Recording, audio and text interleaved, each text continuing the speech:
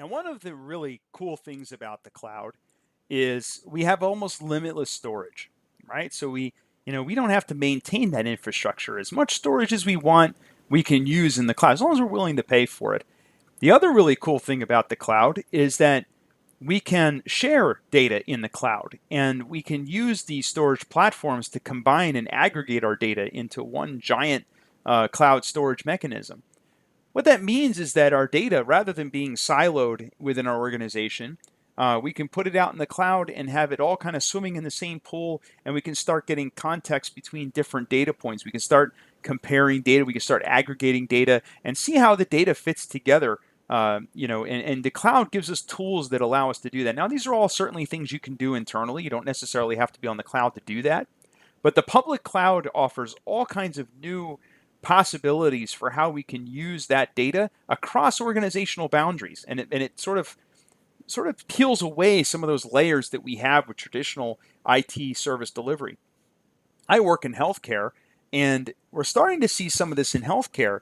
I'll give you a good example. There are companies, so I work mostly in the radiology space, and there are companies in the radiology space that do diagnostic interpretation for hospitals that are themselves not hospitals. So if you break your leg in a car accident in the middle of the night and you go to the hospital, there's a good chance that the hospital does not have a doctor there at 2 o'clock in the morning that can read x-rays.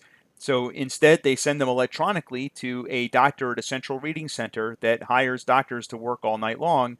And it's much more economical because you don't have doctors sitting around doing nothing all night if nobody comes in with a car accident. So, you get that economy of scale, and it's something that we've moved towards in healthcare in lots of different areas. But what those companies are starting to do is, because they're collecting all this data, it's being sent to this public cloud, they're able to start doing research against that data, and they're starting to be able to do public health research, and they're starting to see patterns.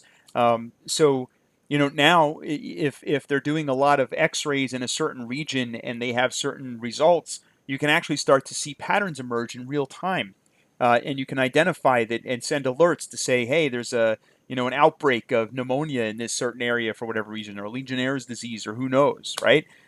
Because all of this data being able to be aggregated, and this whole big data concept, which is all the rage right now. There's a lot of talk about big data right now, which is a fascinating area, and the cloud is definitely one of the areas that's allowing that to blossom. So cloud certainly helps.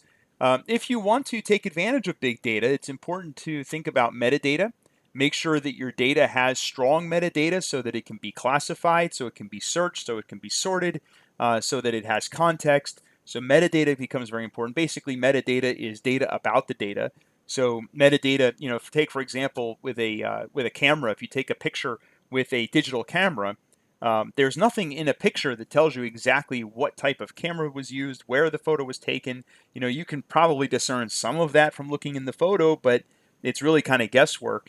The metadata, though, is a header on the photograph that you can look at. There are tools that you can look at the headers, at the metadata, and you can see all that information. You can see exactly what type of camera was, what the shutter speed was, what the resolution is, the color depth, the time the photo was taken, at least the time the camera thought it was taken, the location that it was taken. May even give you the exact location with the longitude and latitude, for example. So all of that stuff can be in the metadata, and we can use all that stuff. However, before we get into this whole big data and jump into this big data, we have to make sure we understand the regulatory requirements and what data we're allowed to share and what data. And also remember, you might think, okay, if I tokenize this data or mask data like we talked about in the previous slide deck, it won't be a concern, but sometimes there are regulations as to what you can share and how you can share it. And it's important to understand that. So the thing about IT security is, some of you who are IT security majors or cybersecurity majors might be cringing here, like, oh my gosh, sharing our data.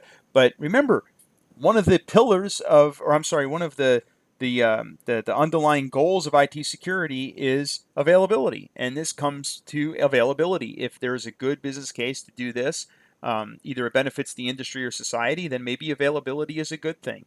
And it's something that we have to understand and something we have to prepare for. And we have to know how we can do this securely and when it's appropriate to do this. And if it's not, to be able to make a rational argument as to why it's not proper to do that. So as far as data discovery goes, the data classification is important. It's analyzing data attributes to determine appropriate policies to apply to data. So tools should be implemented to ensure proper classification for data that's in the cloud. And as we talked about with multi-tenancy, that can present a lot more challenges than traditional environments, as far as how we classify that data and how we protect that data. There are some guidelines for this in PCI DSS, which is a framework we talked about previously, and ISO 27001. So both of those frameworks discuss data classification specifically with the cloud. There's sections in there that talk specifically about the cloud.